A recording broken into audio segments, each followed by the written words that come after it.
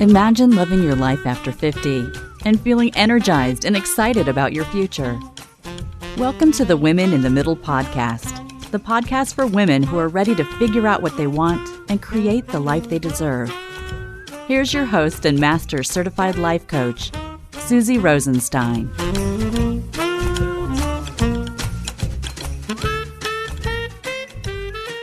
Hey there, today's episode is all about 8 steps to improve how accountable you are in midlife. So let's go.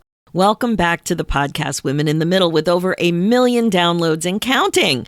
I'm your host, Susie Rosenstein, your Master Certified Coach and Midlife Mentor, and I am so glad to be here with you again because it's so fun. The topic I want to coach you on today is how to be more accountable to yourself in midlife and why you might want to think about it. It's so important to really focus on how you want to show up in your life, what you want, and how to get it. But to be successful at following through is another piece of the puzzle. That's why I pulled together these 8 steps. I think this can be a bigger deal in midlife because of the whole time is flying by kind of mindset that so many of us have. So we are going to have some fun with all of this. But just quick, before we dive into that, I have a new and free online training for you that is perfect if you want to find out more about how to get unstuck and live your best life in the middle. Head on over to www.midlifevideo.com. That's www.midlifevideo.com, and you will get immediate access to what I like to call your midlife happiness plan. All right, let's dive into the important topic of how to be more accountable to yourself in midlife. I'd like to start by saying that this topic is one of the things my clients ask me about the most. So you're not alone. And when you think about it, it really comes down to a question that you ask yourself, consciously or unconsciously, actually. But it goes like this: will I do what I said I wanted to do? Or a slight variation on the theme, can I count on myself to do what I said I wanted to do? Did you hear the word that I chose so carefully? It was the word wanted. That's what we're talking about, your priorities, the things you say that you want more of in your life, the daily tasks that you have on your big list, the goals that you have on your list, the things you say you want to do in the morning, for the week, for the month, for the year. I think you get what I'm saying. We all have things we want to do, and somewhere along the line, you prioritize them. And somewhere along the line, you have thoughts about the likelihood of doing the things that you believe you want. I may have to repeat that. Somewhere along the line, you have thoughts about the likelihood of doing the things that you believe you want. These thoughts affect the way you feel. So if you're thinking you may not do it, it's too hard, you're too busy, it all affects the way you show up for yourself immediately. And this really is the problem. And if you're a student of human behavior and why we humans do what we do, you've bumped up against this problem before. Why don't we do what we say we want to do? The answer is what I just mentioned. It's because of the way you're thinking about whatever it is. That's where things can break down. And you may or may not even know that there are these mental shenanigans going on up there. Things break down with you, with a thought. It might even be a few thoughts, a mindset. Or it might be a question that you ask yourself, actually, which is a tiny bit different than a thought. If you're asking yourself a question like, how the heck am I ever going to follow through? For example, you will answer that question in your mind. You might think, there's no way I'm going to be able to do this thing, or there's no way I'm going to be able to follow through. And then that answer becomes the thought that's creating your emotional response. Because as I mentioned before, your thoughts create your feelings. The way you think is getting in the way of you giving yourself what you want. The best example I can think of is something you're likely to think yourself, and I hear this all the time in the academy. It goes like this: it's easier to be accountable to someone else. Like if you say yes to someone and they are expecting you to follow through, or it's easier to be accountable with an external event coming up, like if you have a vacation planned or a wedding coming up and you want to lose weight by that date, that might seem easier for you than if you just wanted to lose weight without a special event. So I think you can definitely identify with the contrast of your own accountability to others or like external events versus your accountability to yourself. just because it's something you want. It's a thing for most of us, a thing. And the problem begins with your thinking. Now, I've talked about this obstacle to your accountability in episode 32, which was about 5 years ago. It was in the first year. And also in a blog that's also a few years old, but this information is still good because this accountability stuff doesn't get old. So I will link to both of these, the blog and the episode, in the show notes. And from our coaching already just now, you might be able to see how the belief, your belief, is so powerful. What we believe is really just a bunch of thoughts, and it's incredibly powerful. Think about it. If you think it's harder to be accountable to yourself, how do you feel? You can kind of feel it already. There's a subtle disconnect from your commitment to yourself. It's kind of like a mini advance quit. Like, just actually repeat that thought in your head. Wow, it's harder to be accountable to myself. It's harder to be accountable to myself. I know maybe you're not doing that while the podcast is actually in your ear, but the idea is, the way I like to think of it, is you take your foot off the gas in terms of your motivation and focus. And when you think it will be easier for me to be accountable to X, you can pretty much feel yourself bolster up your commitment to yourself. You're stepping on the gas. It's a completely different emotional response. But for today, I wanted to dig into the other end of the problem, even though that's incredibly interesting. I know that you've probably have more familiarity with it than what I want to talk to you about, these 8 steps. So the other end of the problem, the reflection and learning part about how accountable you are. There are some amazing opportunities here to work on improving this whole thing for yourself, and there's a great reason to do so, because this is exactly how you get better at doing the things that you really want to do. Now, who doesn't want to get better at that? This is also the kind of thing that we do in the Academy, and it is so incredibly helpful.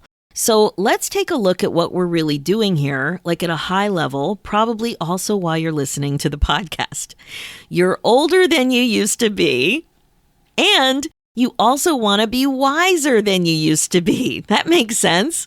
So to do that, you have to be more intentional about your life going forward so that you don't have regrets and so that you have way more fun.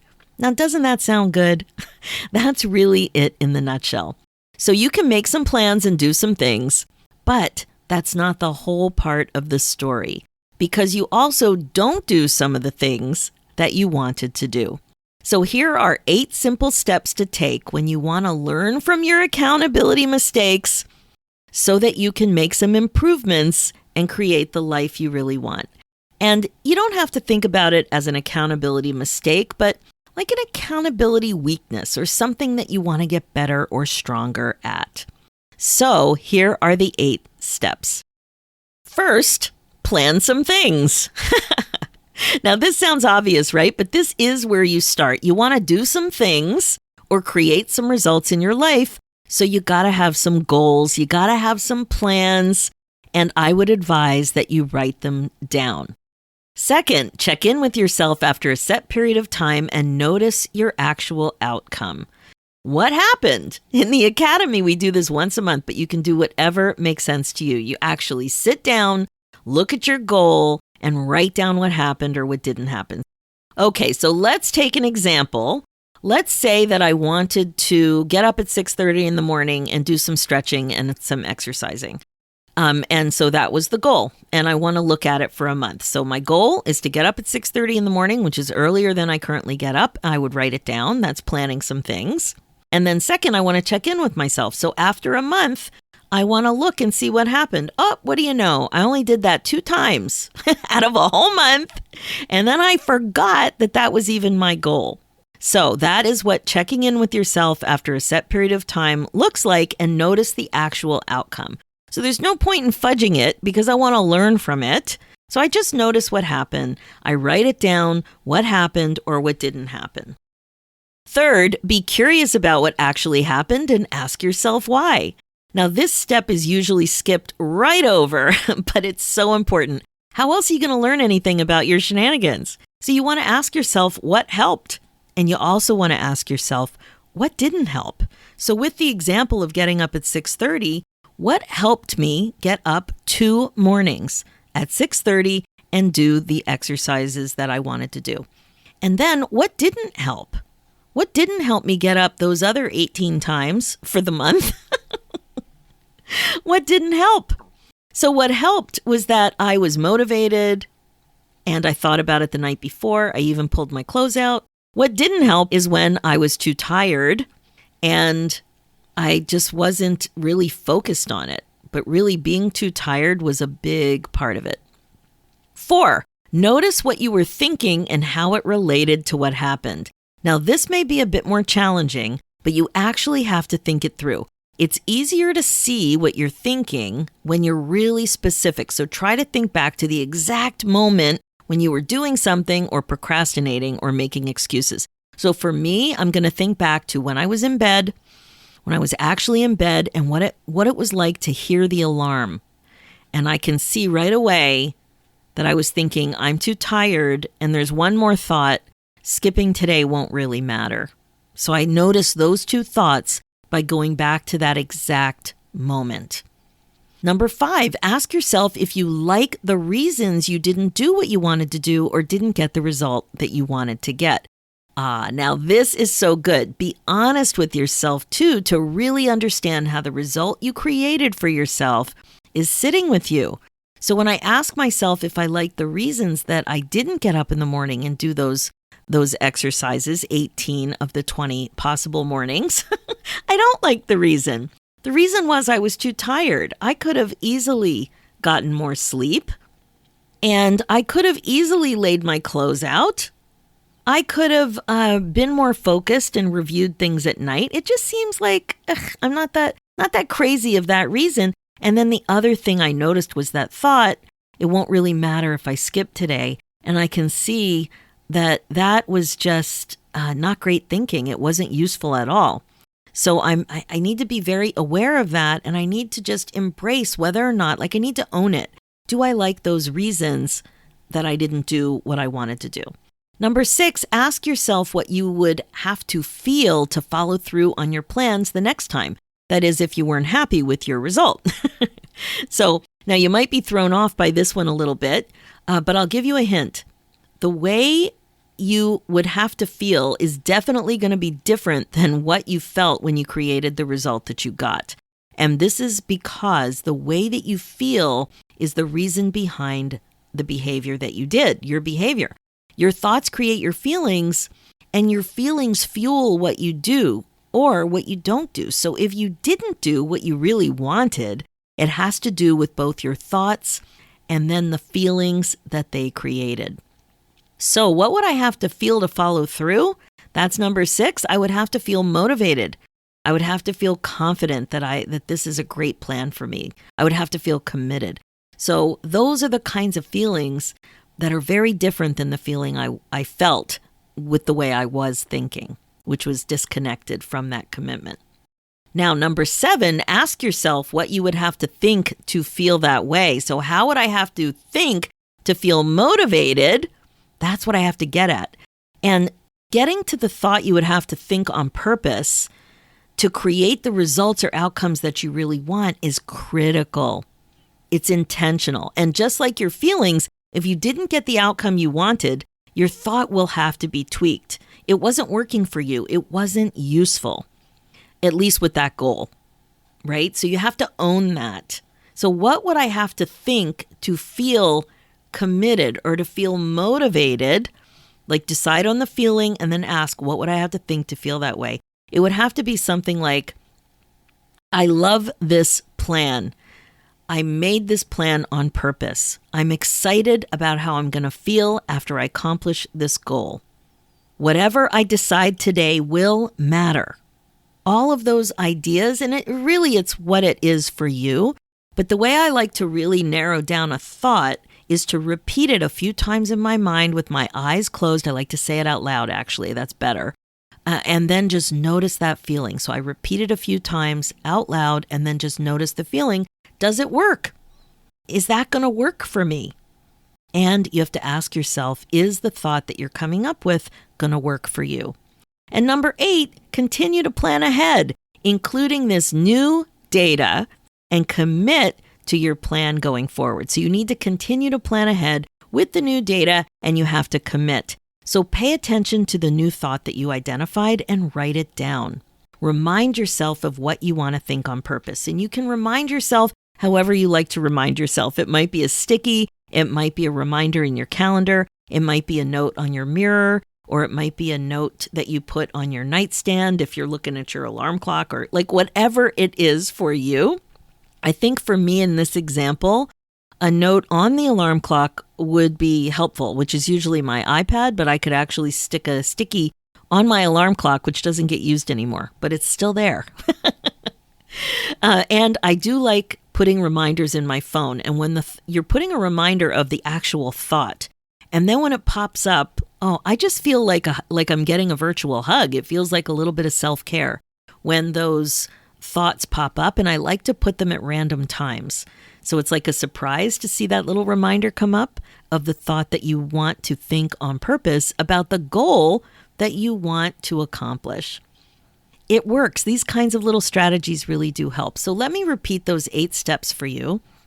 They're simple but important. So number 1, plan some things.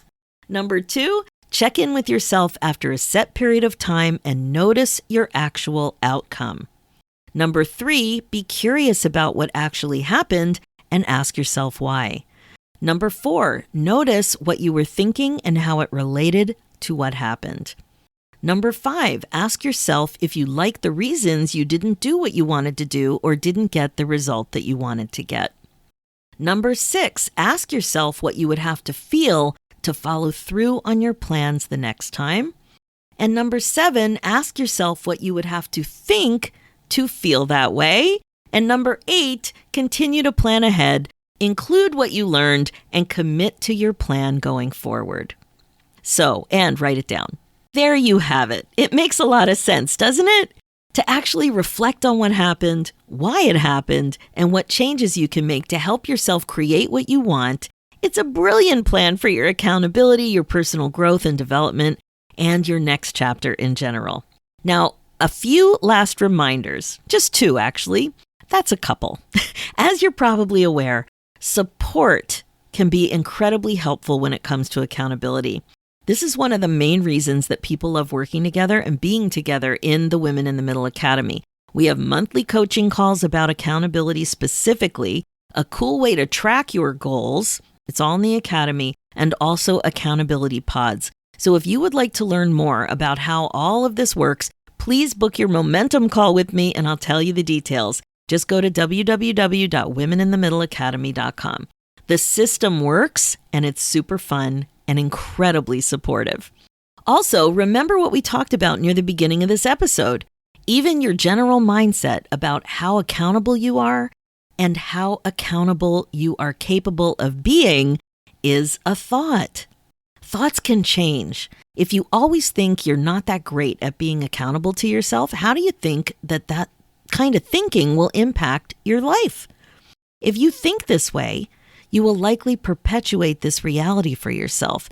That's not what you want. So really work on increasing your awareness of your thinking, especially about accountability. Now, if this is you, I wonder if you can be open to the idea that you're getting better at accountability. Can you be open to that? That's a good little baby step. I know you probably don't want to think, I'm a rock star at accountability. Maybe that's not you just yet.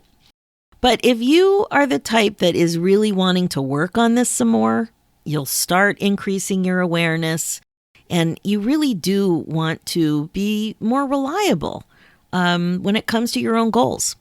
So can you think something like this? I can be open to the idea that I'm getting better at accountability. I just think that's a beautiful baby step, and it just opens the door just a little bit at this idea of improvement. And this would be way more useful for you, a way better way to think about your amazing self. And I know that your amazing self wants to do a lot of cool things. So let's increase the likelihood that it's going to happen. Accountability can be thought of as a skill, And you, my friend, can get better and better at it, especially with increased awareness of what you're thinking. Okay, that's it for this episode. As you know, my focus as your midlife coach is to help you get unstuck, clear, and excited about your life again. If you want to find out more about how to get unstuck and live your best life in the middle, make sure to watch my free midlife training at www.midlifevideo.com, and you'll get immediate access to what I like to call your midlife happiness plan. If you're ready to change your life and learn the skills for unsticking yourself with some expert coaching so you can have more fun already, let's talk about it. I would love to be able to help you get unstuck and find that thing you're looking for. Go ahead and book your momentum call at www.womeninthemiddleacademy.com. For show notes and links, head over to www.susierosenstein.com and click the podcast tab and look for episode 270. Thanks so much for listening. It's time for you to put yourself first, one thought at a time. I'm Susie Rosenstein, and I'll talk to you next week.